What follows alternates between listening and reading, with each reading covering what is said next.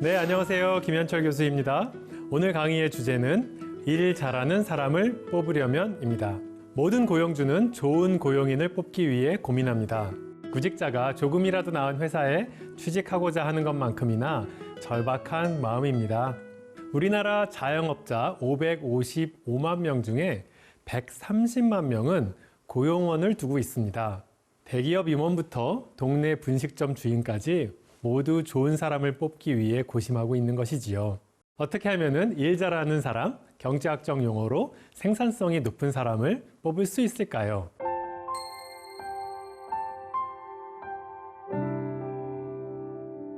자명한 방법은 보상을 높이는 것입니다. 보상에는 임금뿐만 아니라 고용 안정성, 노동시간, 사회적 존경 등의 다양한 직업의 측면이 모두 포괄됩니다. 경제학자들은 높은 보상이 어떻게 생산성을 올리는지 밝혔습니다. 두 가지 채널이 있는데요. 첫 번째가 선별 효과고요. 두 번째가 인센티브 효과입니다. 먼저 선별 효과는요. 임금이 높은 자리에 혹은 보상이 높은 자리에 좋은 사람들이 몰려갑니다. 그래서 능력자를 채용할 가능성이 높아지는 것이지요. 두 번째는 인센티브 효과입니다. 높은 보상은 고용된 이후에도 생산성을 지속적으로 높일 요인을 제공합니다. 인센티브 효과는요, 크게 두 가지 채널로 설명합니다. 만일 해고돼서 실직하거나 다른 직장으로 부득이 옮겨가게 되면은 임금이 많이 줄어들기 때문에 손해가 큰 것이지요. 또 다른 채널은 높은 보상을 받은 기쁨 및 감사의 의미로 더 열심히 일하게 되는 소위 선물 교환, 기프트 익스체인지 채널이 존재합니다.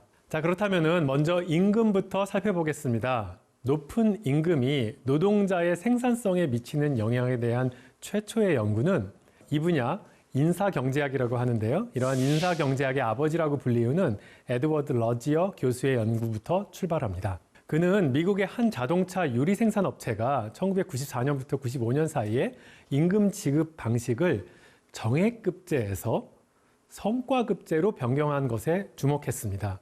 열심히 일한 만큼 더 많이 벌 수 있게 된 것이죠. 그래서 생산성이 무려 44%나 증가했습니다. 그는 이 중에 절반 정도는 기존의 노동자가 추가적인 노력을 한 결과, 소위 인센티브 효과에 기인한 것이고, 나머지 절반 효과는 생산성이 높은 신규 취업자로부터 기인한 것, 즉 선별 효과로 기인된 것임을 밝혔습니다. 임금만이 중요한 것은 아닙니다. 다른 직업적 특성도 고려해야 됩니다. 저는 정규직 가능성, 즉 직업 안정성에 대해서 주목했습니다. 아시아와 아프리카 국가들의 인적 자본을 연구하는 경제학자인 저는 설문조사 요원을 비정규직으로 고용하곤 했습니다. 그런데 오랜 세월 저와 현지에서 함께 일하는 사람들 가운데 처음에는 비정규직 설문조사 요원으로 채용됐다가 뛰어난 성과를 보여서 정규직인 조사관리요원의 관리직으로 전환된 경우가 많았습니다.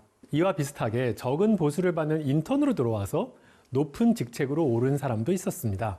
이러한 인턴십의 가장 큰 매력은 인턴을 잘 마치고 나면은 정규직으로 전환될 수 있다는 점입니다. 마침 저는 아프리카 말라위의 한 지역에서 설문조사 요원을 대규모로 고용하게 되었죠. 설문조사 요원은 생산성 측정이 용이합니다. 하루에 몇 사람을 얼마나 정확하게 조사하는지가 핵심 성과가 됩니다. 저는 좀 더 높은 임금을 주는 방식과 인턴십 방식을 비교하는 연구를 했습니다. 해당 지역 고등학교를 졸업하는 학생 440명이 대상이었습니다.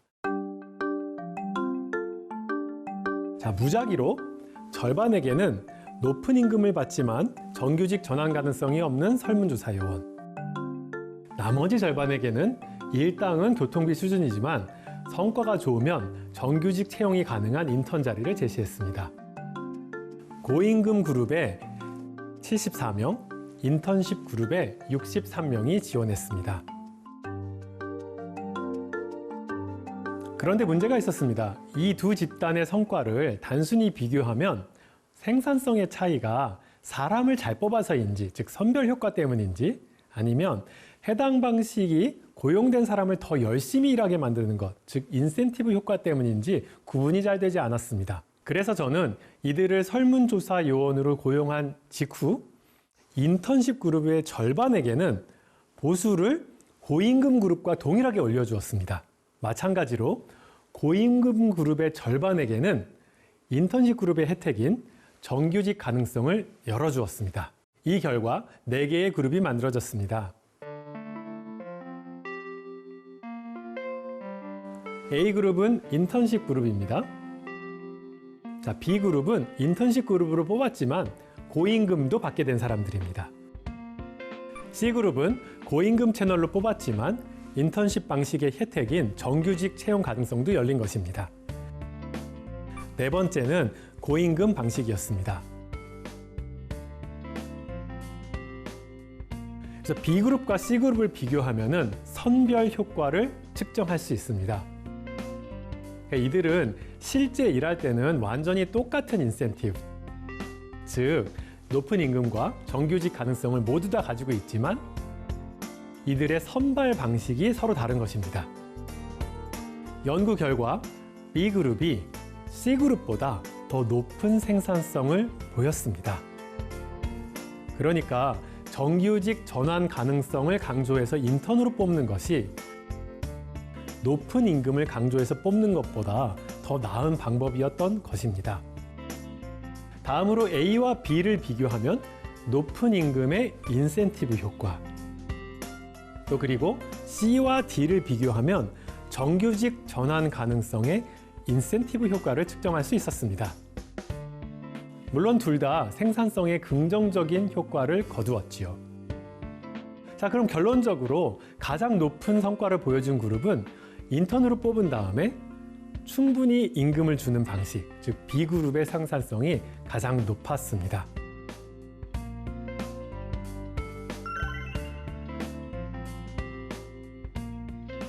이 방식은 사실 미국과 홍콩의 금융가에서 신입 직원을 뽑는 방식이랑 유사합니다. 인턴십으로 뽑은 다음에 굉장히 많은 임금을 주죠.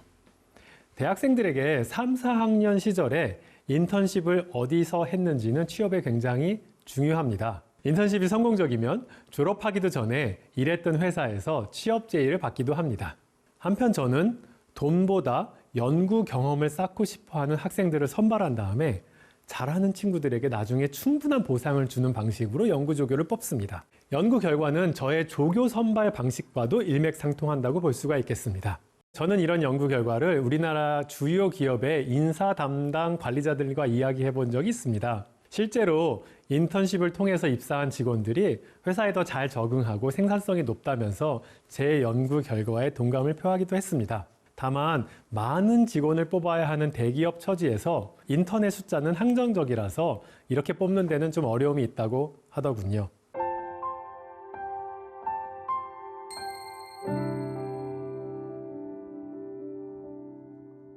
그렇다면 공무원 연봉은 어떻게 정해야 할까요?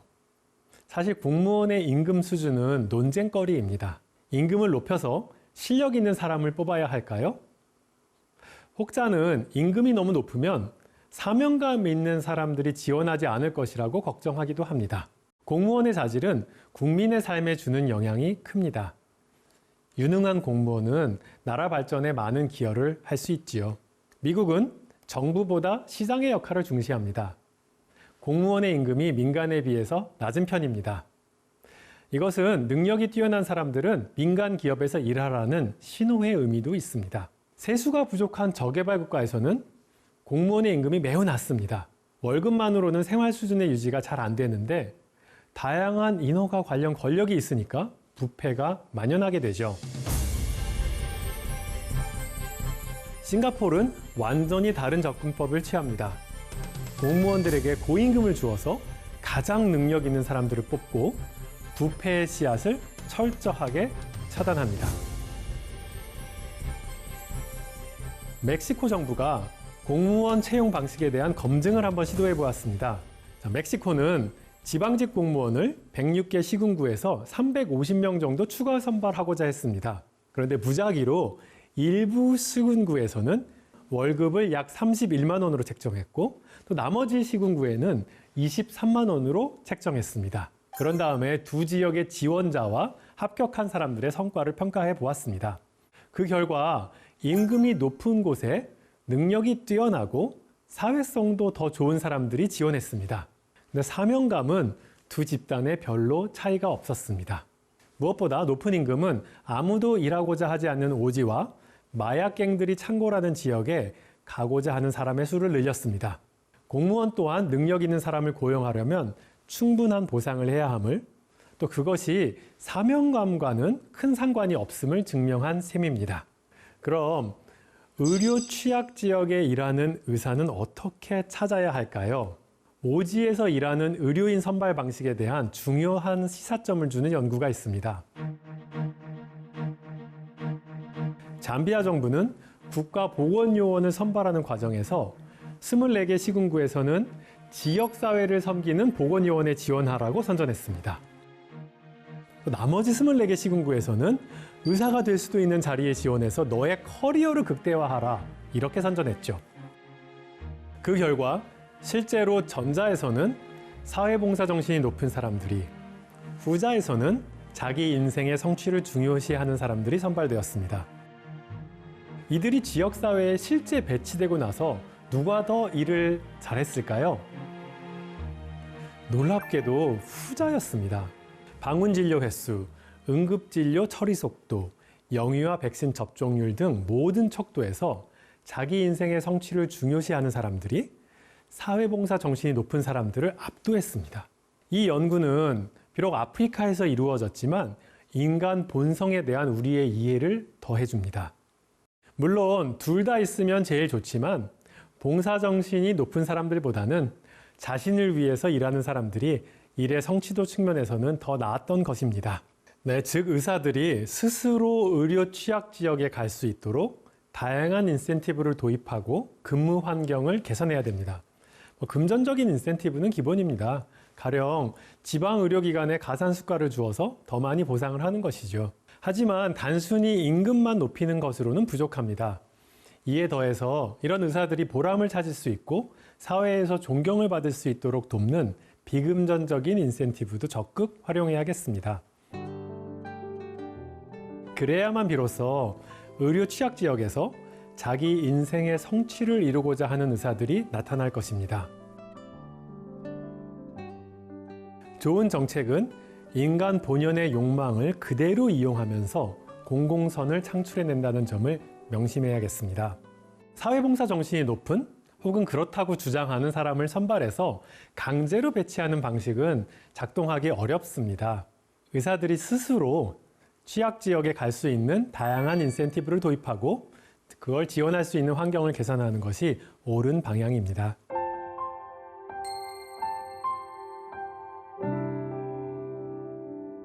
의과대학에 다니던 저는 가난한 사람들이 더 많이 아픈 것이 단순한 의료의 문제가 아닌 사회경제학적 문제라는 사실을 깨닫고 전문의 과정 대신에 경제학 공부를 시작했습니다. 20대 중반이던 저는 공공선에 대한 갈망이 높은 편이었던 것 같습니다. 박사학위를 받고 운 좋게 높은 연봉을 주는 미국과 홍콩에서 대학 교수가 되었습니다. 처음에는 공부를 마치면 당연히 한국으로 돌아와서 나라를 위해서 일해야지 라고 생각했습니다. 그런데 두 아이를 둔 40대 가장이 되니까 귀국해서 연봉이 절반 이하로 줄어드는 것이 더 이상 쉬운 결정이 아니었습니다. 사실 이 점이 우리나라 대학 경쟁력이 미국은 물론 홍콩 및 싱가포르보다도 떨어지는 중요한 이유 중에 하나입니다. 대학 교수도 생활인이고 대학 교수의 채용에도 시장 원리가 작동하죠. 자연스럽게 연봉과 연구비를 많이 주는 곳으로 고성과자가 이동합니다. 능력이 뛰어난 세계적인 학자들이 한국 대학에 오는 것을 꺼릴 수밖에 없는 현실입니다. 대학이 세계적인 수준의 교수에게는 그에 걸맞는 대우를 하고 연구를 게을리하는 학자들에게는 연봉을 삭감할 수도 있어야 됩니다. 가만히 있어도 연봉이 저절로 올라가는 연공제를 사실 버려야 되는 것이죠. 좋은 인재를 뽑기 위해서 적절한 보상을 하는 것은 기업, 정부, 심지어 사명감이 필요한 직업에도 적용되는 보편적인 원칙입니다. 기업은 생존이 걸린 문제이므로 고용 방식을 최적화해 왔습니다. 하지만 최대 고용주인 국가에는 큰 변화가 없었죠. 시장 원리와 인간에 대한 깊은 이해를 토대로 능력 있는 사람들을 선발하고 공공선을 달성하는 것은 국가라는 고용주의 중요한 책임입니다. 오늘은 여기까지입니다. 감사합니다.